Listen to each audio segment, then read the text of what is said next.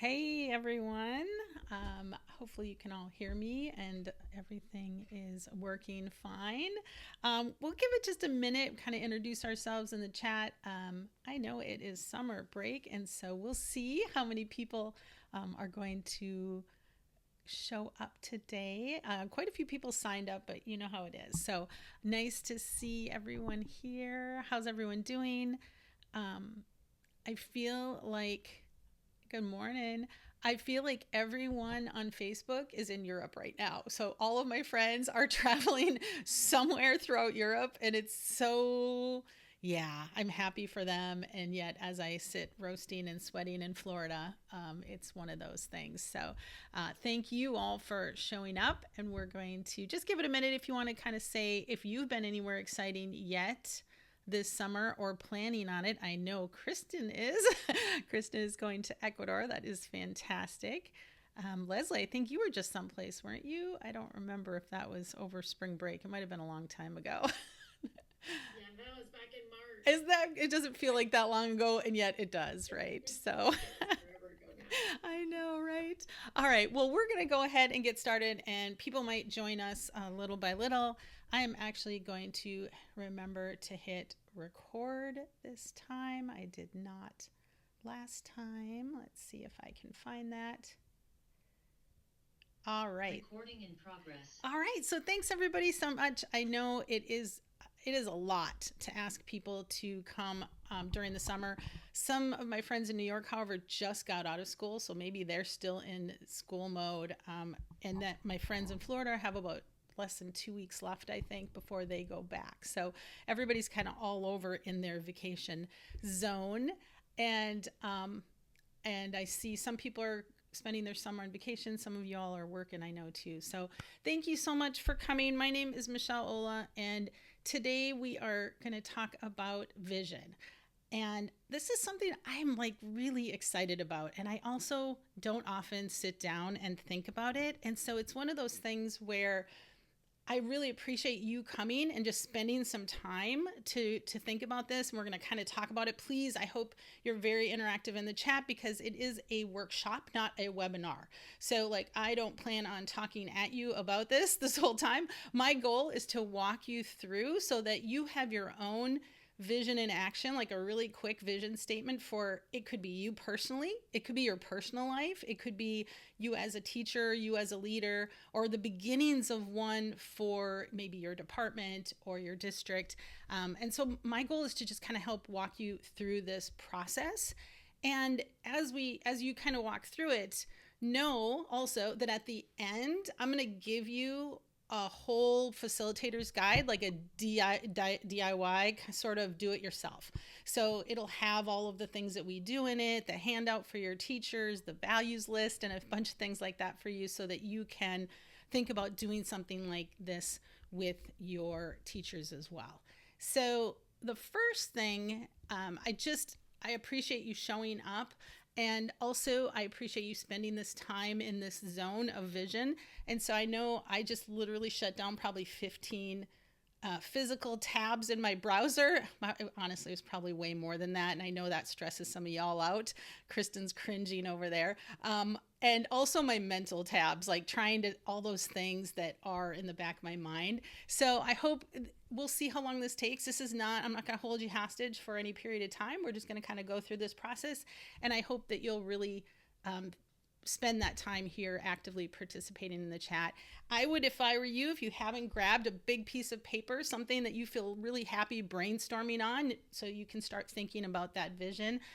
I've been taking classes on doodling this summer. That's one of my fun things I've been working on. And so if you want to draw out your vision, that's a great way to kind of do it as well. So the first thing I think I really want to just, and we're not going to talk about this super long, but why are you here? Why do you feel like your department or you personally, or whatever it is, needs a vision? What do you think the benefits of having that vision are for your department? And if you just want to put it in the chat, we'll kind of see where everybody's at. Maybe you already have one, and if you do, share that as well. That'd be great.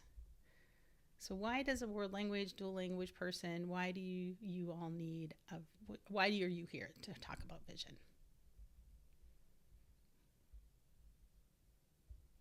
And you can also, since it's a nice small group, you're also welcome to unmute if you'd like to just tell us. Otherwise, if you want to put in the chat. So we're all on the same page with what our priorities are, help make sure that we have a guaranteed and viable curriculum. Awesome. A common plan of what students can expect. I love that, Leslie. Leslie's just here. She's just here to talk and collaborate. I love that. That's fantastic. We're trying to make some updates in our program, so I think it'd be helpful in navigating changes. Absolutely. Changing anything is hard, right? So if you can at any point get people more on vision with that, more on that same page, absolutely. We have one for our district and it's ever evolving. Fantastic answer. So the vision, and we're going to talk about that later, is never just something that you write, throw it up on a district website, or maybe you include it in a couple handouts and then just let it go. Not if you really want it to be something powerful. So yeah, that's all the reasons, and I think this is really important to talk about. You already kind of mentioned the positive aspects, but what are some of the problems? If you think about your program as, like, let's say all of your aspects of it, all your teachers, all your leaders are a fleet of ships. And if they don't, and your vision is the lighthouse, okay? If you don't have a lighthouse, what happens to those ships? They might lead in different directions. They might just kind of go their own way, might just head out in the opposite direction without any sort of guidance. They might be just kind of going places, but maybe not in a direction. They're just kind of going in circles. So then that's going to stop their forward progress, right? So instead of having all of those ships in your fleet, and if you know me, I really do love a good analogy. So like you'll see everyone, I kind of have something. It just makes it easier for me to kind of comprehend and to articulate. And so your vision is going to be that lighthouse. It's going to be the thing that is solid, it's foundational, it's standing there, and it's guiding. And so that's what we're going to kind of keep talking about today. Otherwise, again, it's not that there's not good teaching going on if you don't have a vision. That is not necessarily the case at all. But if there's no consistency, if there's no foundation, it's really easy for initiatives to kind of come and go. Teachers come and go, right? And everybody's pulled in different directions. And so one of the things we're really going to talk about today is not just your values and your vision, but also how that guides your priorities and how that is also attached to like concrete goal setting with your teachers and with yourself and with your departments. And the other thing I think somebody did mention, the other really thing that can happen if there is not a vision in your district or your department is, again, it comes down to the students, right? They're experiencing wildly different things. They're not having a cohesive path on their path to proficiency. So if their language learning experience is really fragmented, and again, they all might be really good, but if it's really fragmented, they're not going to be able to go as far. And so think of it like trying to sail, like that teacher's trying to sail, but there's not a map, there's not a compass, and it's a little bit foggy. There's not exactly a lot of direction of where they should go. It's trying to sail through the fog without a map or a compass. You're still sailing, things are happening, but it's not as purposeful as it could be. So have any of you, and I think it was Allison said you already have a vision and that it's always evolving, but have you either been a part of a team or an organization that did not have a clear vision, and how was that? Or on the flip side, have you ever tried to, have you ever been part of one that had a strong vision, and how did that help your buy-in for things? And I love Leslie's comment in the chat about when they don't like the lighthouse and they want to or follow the light. Well, we'll talk about that a little bit. I think that's a really good point. You can build it. That doesn't mean they're going to follow it, right? They still might go on their own. Yes, it's the reason I left that organization. And I think I can say as well, I've been part of organizations that did not have a vision or a plan in any way that I could see that made any sort of sense, right? There were often conflicts or arguments about what we were doing because not everybody was on the same page. Absolutely. I really like, Danya, having a vision helps in all decision making. I think that is so, so important because it really then takes away maybe some of those feelings we have about things, right? If we all agree that this is our goal and this is what we're working towards, then it's a lot easier to have some tough conversations. Awesome. All right, so let's go ahead. This is the last part, then we're going to actually start creating your vision statement and working through that. But what stops us? What do you think stops organizations? I put some of mine up there, but do any of those resonate with you personally of what stops either you from creating a vision or your company, your district, or whoever you're at? What do you think stops us from doing this? Is it, well, we've tried and it didn't stick or nobody really looked at it? Is there a little bit of fear that if I create it, nobody's going to want to follow it anyways, right? They're going to still do their own thing. Maybe you just don't see the need for it. The hamster wheel of everyday work, right? There's so many other things that are so important, right? Everything is important and urgent, and yes, so it's hard to take that time, right? Teachers want to do their own thing, so they might not feel that buy-in, right? So there's a lot of reasons why this is both challenging and why it's important. And so we're going to kind of look, and I do think, and if you, I think that if you've been in an organization that doesn't have a vision and it's very obvious, I think you then know how much more important that vision is than when you kind of just have just kind of experienced it. So this is why you're here. So we're taking this whole up to an hour, right, to just think about this topic and work through this. And I think there might not be a lot of time. You might have a ton of other pressing needs, but you could also do this with either a leadership team, a curriculum team, maybe your department chairs in about an hour. And you could really maybe start getting people in that space of doing a vision and setting your goals. And I think this is super important.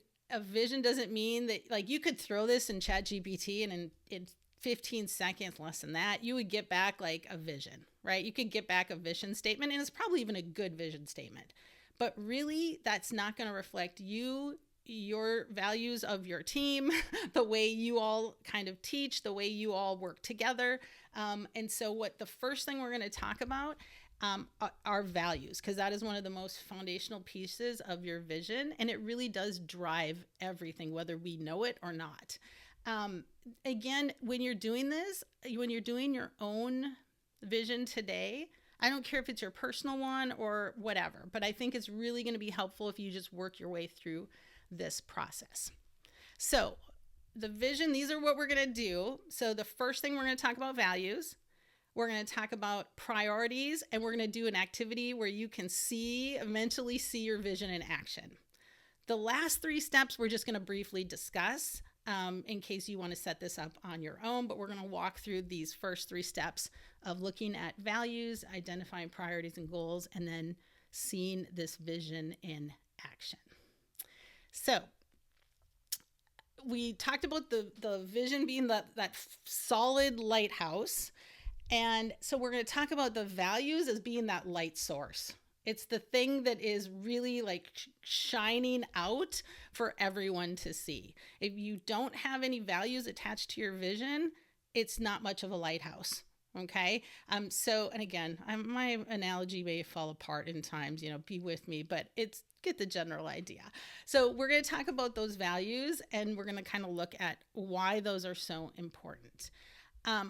Think of these as your non-negotiables, right? These are the things that are foundational to what you all believe.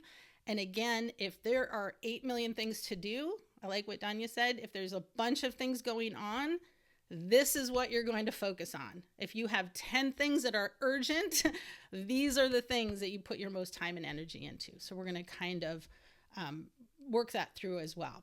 Without them, your vision just lacks energy. It's just not going to be as forceful. With them, it's really going to shine. So we're going to be clear about your values. Your leadership values or your department values or whatever. So we're going to do an activity to get you thinking about those values. We all have a lot of values in our personal lives and our professional lives. But I want you to kind of narrow those down. And this is an activity you can, again, do with your teachers if you want, to help them think about those. Now, some of these values, so when I did a value search, one of them that I did not realize was a value to me that really, I don't know how to say this, challenged my thinking about teaching, was I really felt like growing up and just being, whatever the reason, oldest child, whatever you want to call it, Gen X, achievement was important to me. And that was a kind of a hidden value that I just didn't really bring up, but it was always there, like work ethic and achievement.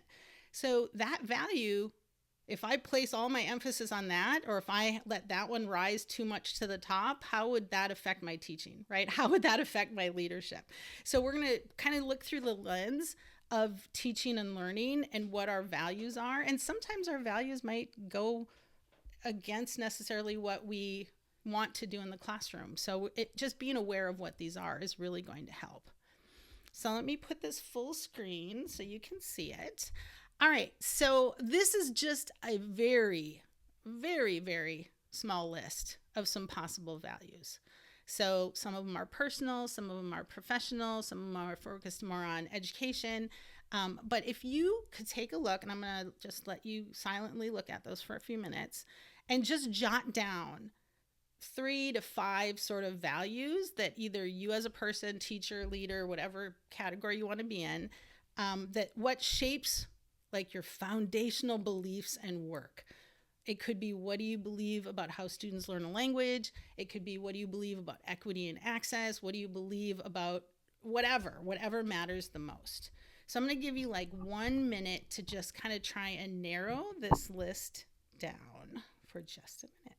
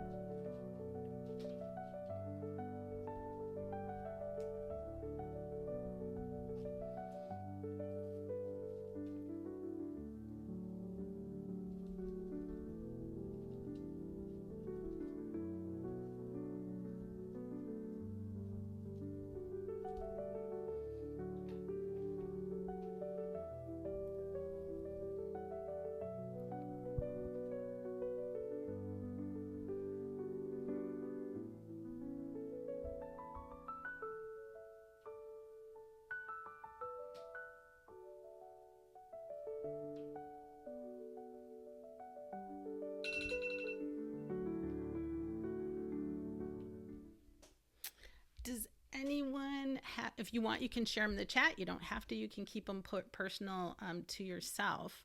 But the next step, I just want you to think about how do those values show up in your teaching and your leading and your daily decisions? So the ones that you picked, whatever those might be, you can think about any of these questions. And if you want to share any of them in the chat, you can.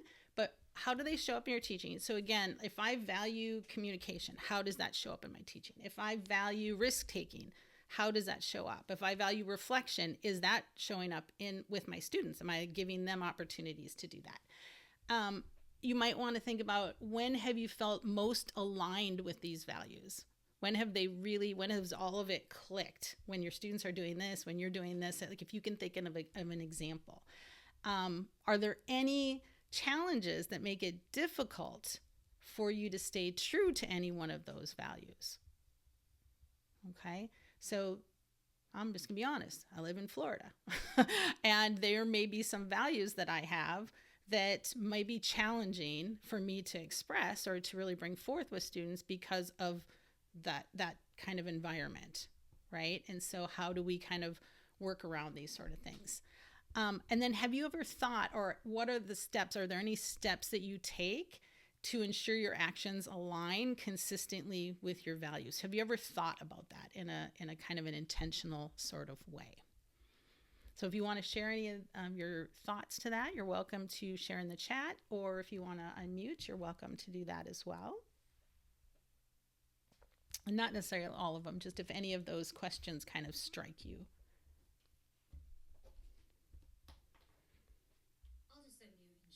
It's easier than typing it all in for me. Perfect. I think a lot of my values focus around getting kids using the language, right? Realizing it's not just a classroom subject that they're taking for a grade, but it's something they can use outside of school to enhance their life. And I think that sometimes runs up against itself when kids aren't in that same mindset. When they don't care about becoming communicative, they just want to get the grade and move on. So I think trying to get them on board with the vision I have for why students should take a second language is sometimes a challenge. Yeah. Yeah, just like we have values, our students have values that they bring in as well. And they may not match what we have, right? So there might be some negotiation that needs to happen in there as well so that they can stay true to what is important to them and we can stay true and move everybody forward. Thanks, Kristen. Anyone else have any comments?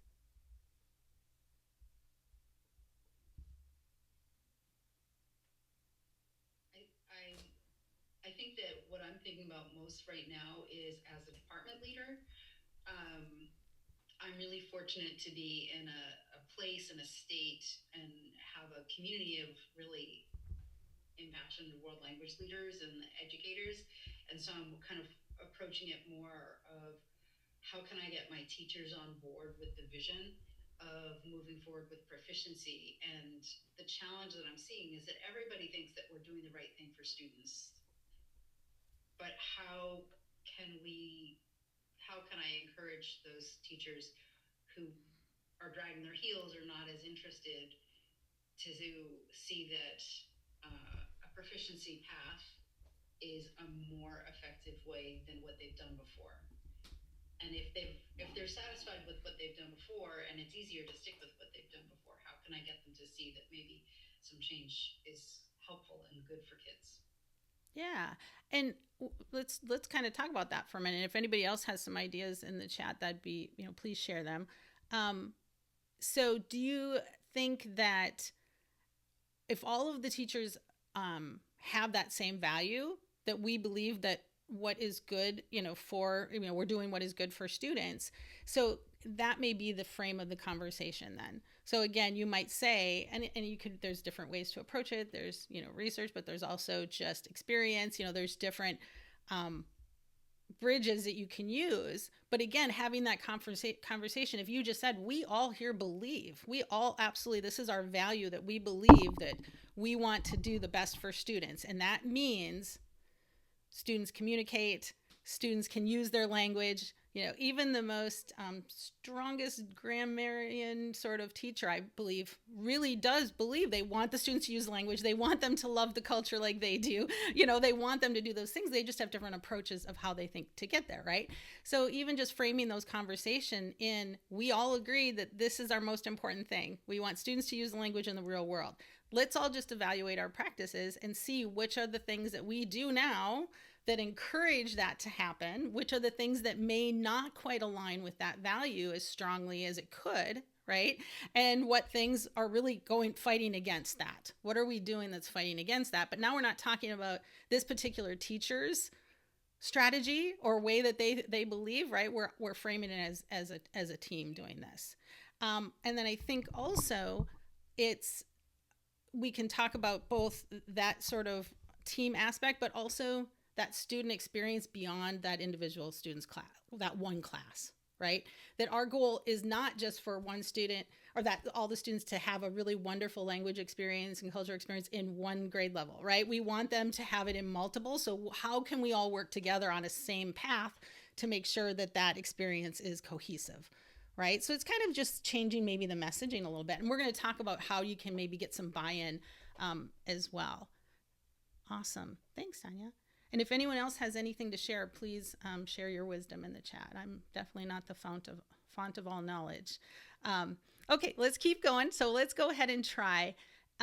So you kind of picked some values out. And again, this is a great, I'm going to give you a toolkit that if you want to talk to your departments about this and they check your, what do we value as a department?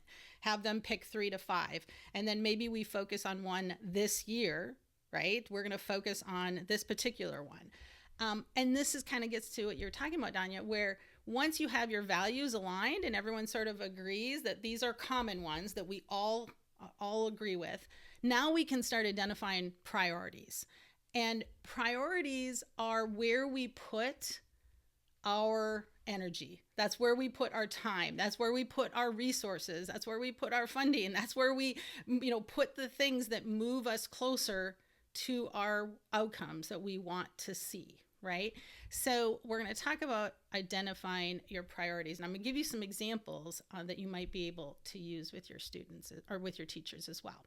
So again, priorities are how we use our time, resources. They're like that beam, that beam of light, right?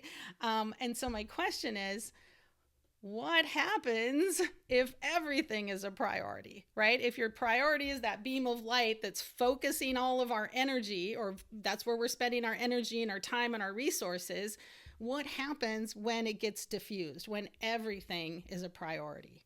Feel free to put some in the chat, but I think it's pretty obvious, right? So if everything's a priority, nothing's a priority, right? Nothing's truly a priority.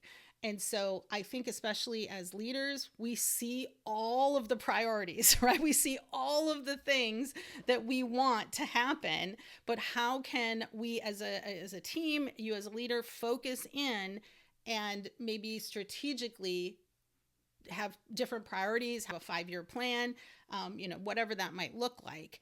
Different times of the year, different things are priorities. But really being thoughtful that it's impossible for us to do it all. It's impossible for teachers to do it all. If everything's a priority, we all just get overwhelmed. Teachers get overwhelmed. They don't know where they're supposed to focus. Are they supposed to focus on more target language or assessments or tasks or comprehensible input or authentic resources? Well, yeah, in an ideal world, they're supposed to focus on all of those, but that's not the reality of where all of the teachers are at, right? Also, initiatives then can compete with each other. So if we have a priority for cooperative learning, but then we have another priority for whatever, they can sometimes fight against each other. And then it's just unclear. Those boats don't know where to go, right? Those ships don't know where to go. And just honestly, just energy gets scattered all over the place, right? And we all know what happens when that starts happening, when your energy, your time, your resources are just spread so thin. I think we could probably say it's the number one challenge in our field, and that is burnout and not retaining teachers is what it leads to, right? And then of course, if you don't have that plan and that priorities, those focus areas, whatever they might be, it's just going to be just a lot of reaction. We're going to just be reacting to all the things that are sort of happening and putting out the biggest fire or the biggest problem, but it's not focusing in the direction that is really going to move us forward. Okay. We're still going to go forward. We're just not going to be as fast as if we could kind of see what we want to do, make sure it aligns with our values, and then start prioritizing the things that we do based on that. Okay. So what happens if your priorities don't align with your values? What do you think happens if priorities don't align with your values? And again, feel free to put it in the chat, or if you want to turn off your mic and answer, that's great.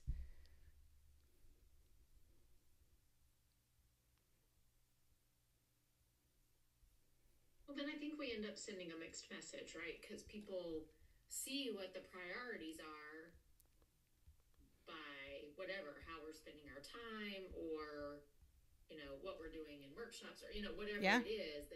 They see the priorities a lot easier than they see the vision, and so Yeah. if they don't align, then it's like, well, the vision doesn't mean anything, right? Like then the values don't. Yeah, we're not talking, and we're not talking the talk, walking the same walk. Things aren't meshing. Again, if you say we value communication and performance and proficiency, but then every teacher has to give the same multiple choice, fill in the blank, exam at the end, that's a conflict between values and then what that priority was to get the district data. That doesn't mean that we're not going to do those two things, but we can also put them in their place, right? And explain why this is a priority that may or may not align with our values. And also that can also give you how much time and energy you put into something or how many resources, right? So you can kind of make some decisions. So this is my thoughts. My thought is if you have values, but you don't have aligned priorities, they're just good intentions. So we might say, we value equity, or we value access, we value representation, or whatever. But if we don't actually have priorities then that make that happen, they're just good intentions. If we have priorities that are not aligned with our values, they're just tasks. It might be a task that teachers have to do. It might be a compliance issue. It might be, it's not going to be that kind of inspirational, get us all on the same page and moving forward in the direction.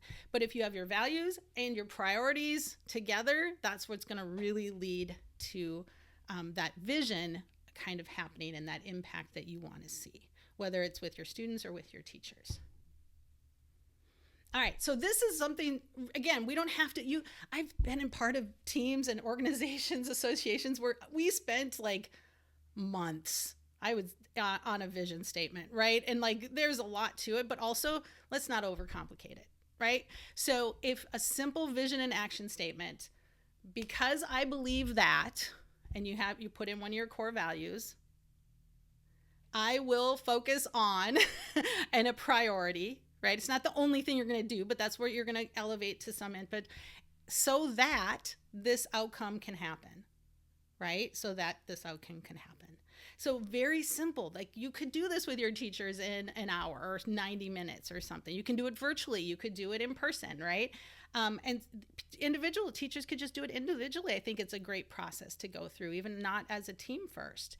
So let me give you some examples. And these are just, there's many, many, many examples, but I just wanted just to kind of align these. So for an example, if I believe a core value is all students can acquire language, my priority might be to scaffold input and output so that that can happen, right? So that no matter where they come in, and so then my statement might be, because I believe that all students can acquire language, I will focus on scaffolding input and output so that every learner can engage meaningfully in class discussions. Okay? If a core value, and this kind of gets to your Danya, I think every teacher is going to say a core value is that language is to communicate. I don't think any teacher out there believes that language is to conjugate, right? Like we all believe that as a core. So my priority at this point might be shifting from focusing on form, conjugations, and those sort of things, right, to focusing on meaning. Okay, so that might be a grammar in context sort of conversation, and that might be the priority. Because I believe that language is for real education, I will focusing on designing communicative tasks so that students can express real ideas, not just complete grammar exercises. Okay, equity and access. Differentiated instruction might be a priority then. Okay, because I believe that every student deserves access, I will focus on differentiating instruction so that all learners can succeed regardless of where they start. If you had this as an opening at every meeting, on every email signature, on everything that you did, do you think something like this could make a difference with your teaching in your department and just the beginning of getting everybody on the same page? right? And we don't have to get them on the same page for everything all at once, right? We can focus in on different areas where the needs are at different times. All right, so again, that formula, because I believe, I will focus on, so that. Nice and simple, okay? And so I think if you had the opportunity to do this at a back to school thing, take an hour of your back to school day and facilitate that conversation, I think it would change the conversations that you guys have over the next school year, or it has a possibility to do that.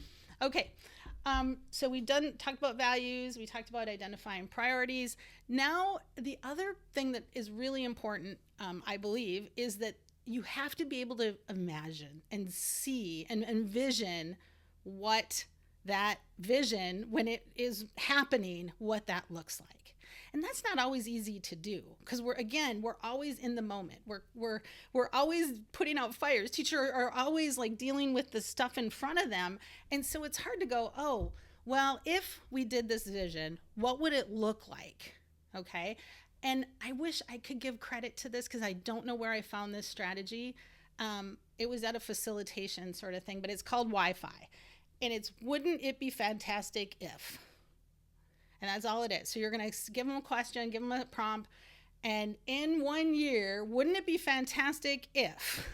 Okay. So I want you to think. So you're going to go through this first, and then this is a strategy, again, that you could use with your teachers. So let's look at the first one. In 1 year, if you implemented your vision, if you worked that vision that you all came up with, what would your classrooms look like and sound like? What would teachers and students be doing differently? So if you want to, in the chat, if you want to say, wouldn't it be fantastic if? So in 1 year, wouldn't it be fantastic if, and fill in the blank. What would you want to see in your classrooms? What would you want to hear? What's just one thing that you can actually visualize changing if you work that vision?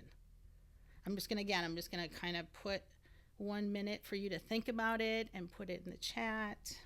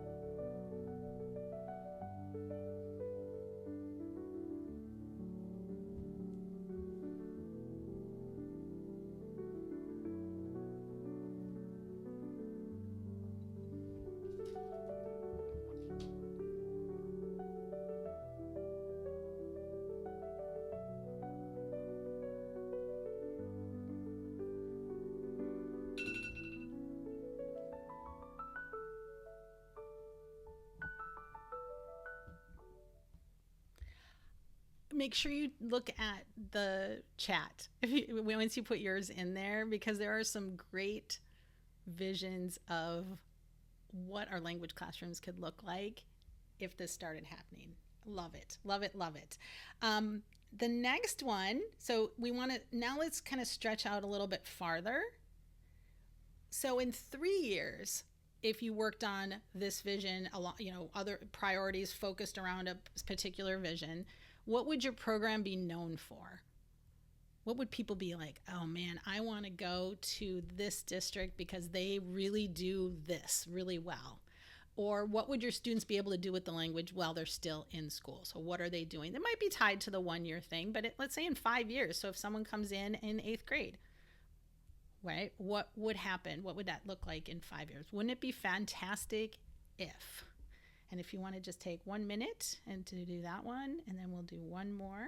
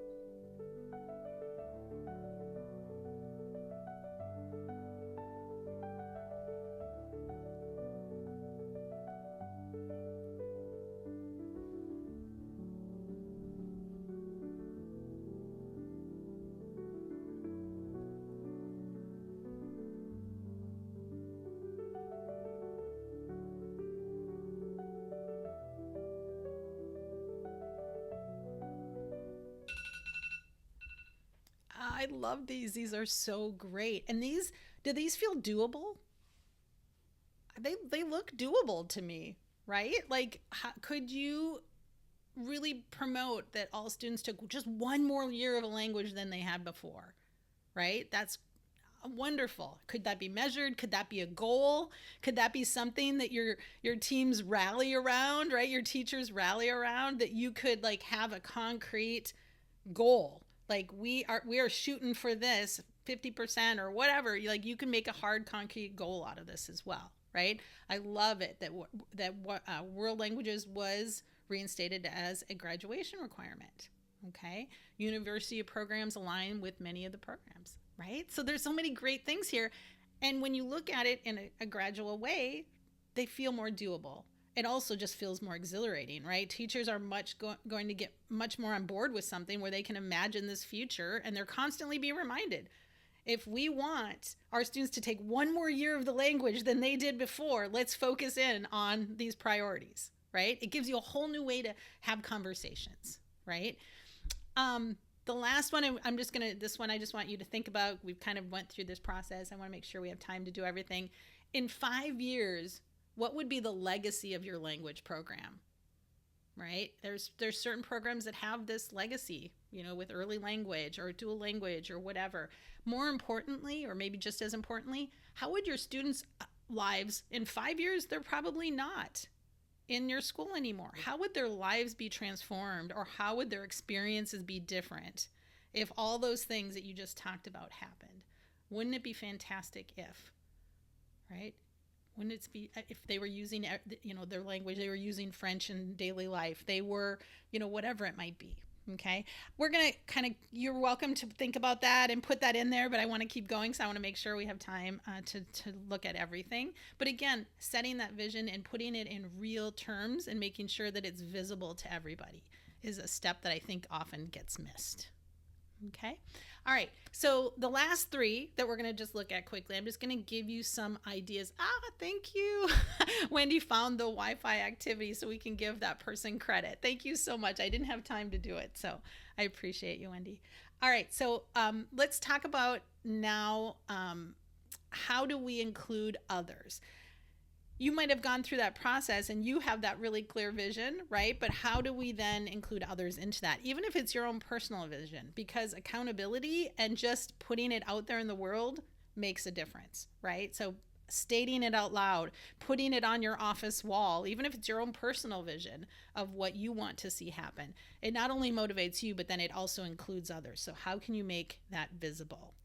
So no vision lives in isolation, right? We're using a vision to create change, right? And we can't change it all by ourselves. So we need to bring our team into the work. We need to bring other people in. And so creating that sense of shared ownership. And I think part of the problem that I often see, and I felt it, is that I was presented somebody else's vision and not given any opportunity to make that my own, right? So even if you have a vision, maybe your district has a vision and you want to slightly adapt for world languages. Maybe your world languages has a vision, but maybe you might just say, you know what, let's revive this and refine this. I think it was Andrea that said it's always evolving, right? It's always changing. And so bringing people in to do that, right? So if you have any ideas that you've either used or that you think would work, you're welcome to share them in the chat. How can we engage teachers with shaping that vision, right? We might have the original, but how can we make sure that they have their share in shaping it as well? Because they won't buy in. Again, like Leslie said, maybe they don't want the lighthouse there. They're happy just wandering around in the ocean with their ship, right? And so we want to invite them and say, no, like, look what can happen if we're all going in the same direction. And how do you want to contribute to this? How do you think we should do this, right? Also, how can we build in structures for collaboration? I know this is hard. It's never easy. We all know we need it and want it, but how can we have that vision or talking about it, the vision, the priorities in PLCs? How can we make sure that we are talking about it, or there's opportunities for learning walks, co-planning? How can we keep fighting for those things that are needed to work together to make a vision a reality? right? And I know we always don't have control over a lot of those, but sometimes we do, and we just need to be creative in how we do those, right? Even if it's an optional PLC, that's a fine place to start. The next one, so just thinking about ways that you can include others into your vision, okay? Concrete ways, like write a list. The next one is, again, like owning your message and really making sure that it's everywhere. I did a training, virtual training for LAUSD. I did like 3 nights, and every night they talked about their vision. Now, it was a very, very long vision. It was a very, like what they believe. It took like 10 minutes every night, but you know what? They did it every single night consistently. There is not one teacher in that district, that world language department, or that does not understand at least what the vision is and how, what their plan is and what they're doing it. So how can you keep it top of mind, right? If you have a newsletter, can you always bring some aspect of that vision up to it? Some strategies that support that vision, but mention these aren't just strategies. Like these are strategies for differentiation because our vision is X, Y, right? And again, how can we just weave it in to faculty meetings, PD, conversations, coaching, in kind of intentional ways, okay? And then the last piece is, again, we just have to keep nurturing it, right? It's just like this little tiny plant that we're planting with a vision statement. But it's not like one big thing that happens one time. I've seen that happen so many times, right? With an organization, we have a great plan. We do a vision, we put it on our website, right? But we don't nurture it. We don't just make sure that it's constantly alive and that it is helping us make decisions and it's helping us focus our priorities. And how do we make it part of celebration? So when you see somebody that is like living the vision, how do you make everybody else see that good news, right? How do you say, hey, this teacher really supported the vision this week because they did X, Y, or Z, whatever, right?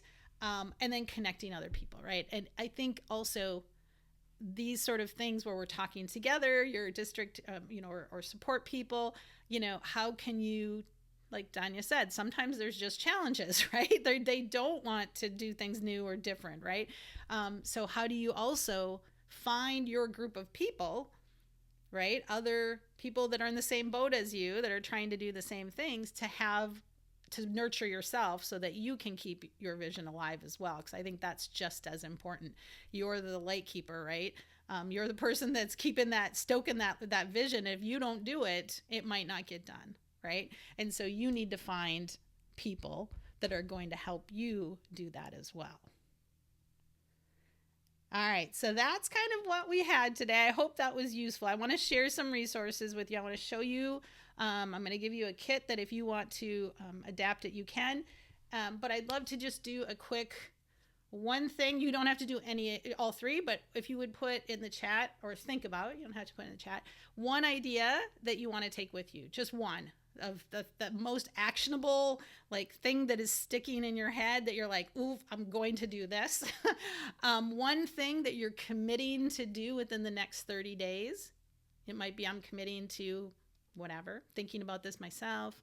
And maybe, or your question might be one support that you might need to keep this idea going or to carry out this vision building sort of experience. So just pick one of those. If you want to put it in the chat, that'd be great. And then I'm going to show you the toolkit that I got ready for you, and then any other questions that you might have.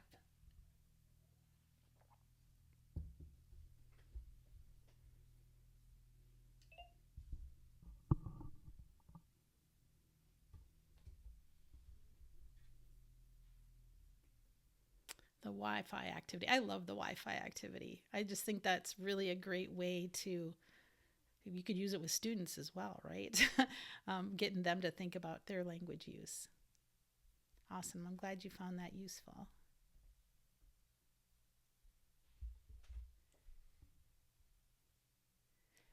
committing to articulating my own personal vision. Awesome. That you can bring. Yeah. You might not jump right in and say, hey, we're going to do a vision. You might just say, hey, I did this with myself.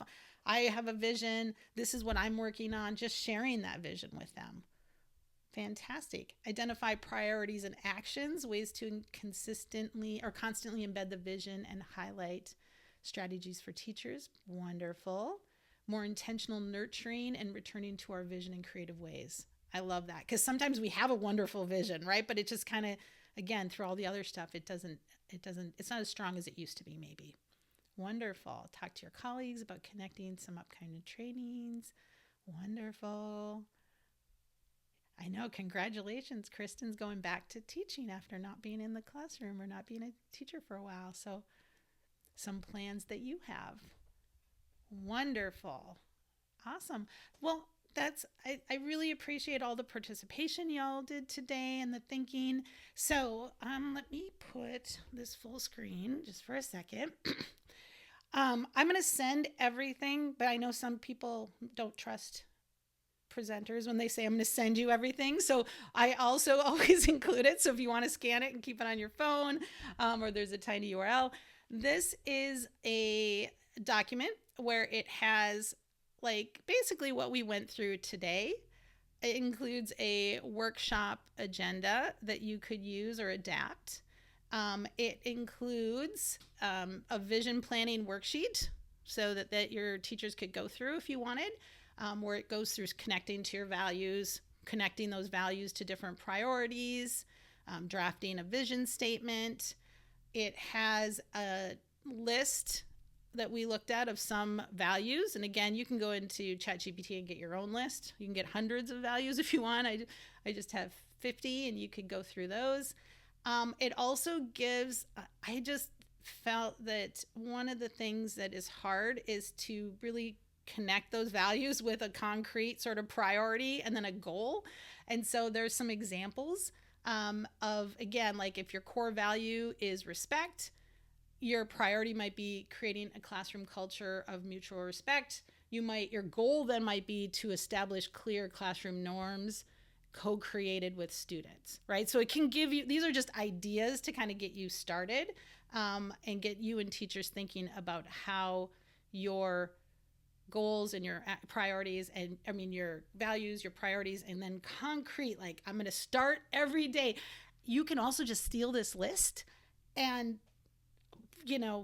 put it in a newsletter, right? And just say, hey, if you really value learning, you might do this and this, right? So you might just use these as little tips that you can give your teachers as well. And then just some reflection questions as well. Okay, so that is just my gift to you. If this isn't something that you want to facilitate, you can always give me a call and I would help you facilitate that. But I've met with some of you, which is so great, and I really appreciate that. But as I'm starting my consulting business, I'm really trying to just be out there and supporting y'all. So if you want to talk about your vision or how you might roll this out or any other things this summer, go ahead and schedule a planning call with me. And I just love to be your thought partner on that. So feel free to schedule. And even if I've met with you once, if you want to talk again, let's do coffee and see how we can make this a reality for you and your teachers. And that last thing, and then we're going to wrap up like maybe 4 minutes early. The next session, and I know several of you have come to all of the sessions, which I appreciate. The next session is about coaching conversations. And so having done this part about values and priorities, now we're going to talk about coaching conversations and whether those are informal or formal coaching conversations, like how we can go about moving teachers in the direction of our visions through coaching. I think that's just something that is so important and so valuable for really changing teachers' practices. So again, if you haven't already signed up, feel free to sign up. I'll send you emails as a reminder. And then I also think I'm going to redo this one closer to August for other teachers. So if you have department chairs or other teachers that that this might be helpful to kind of go through, I'll send out that information as well. And that is it. That is what I have for you. So I really thank you all for coming and for being here today. If you have any questions, if you have any comments, feel free to turn on your mic. We have like 4 minutes to spare. But otherwise, I'm going to go ahead and stop the recording. Recording stopped. And thank you all. And if you, you're welcome to stay on and if you want to chat. But otherwise, have a fantastic day. And I hopefully see you in the future. Our paths will cross again. Thanks so much, everyone.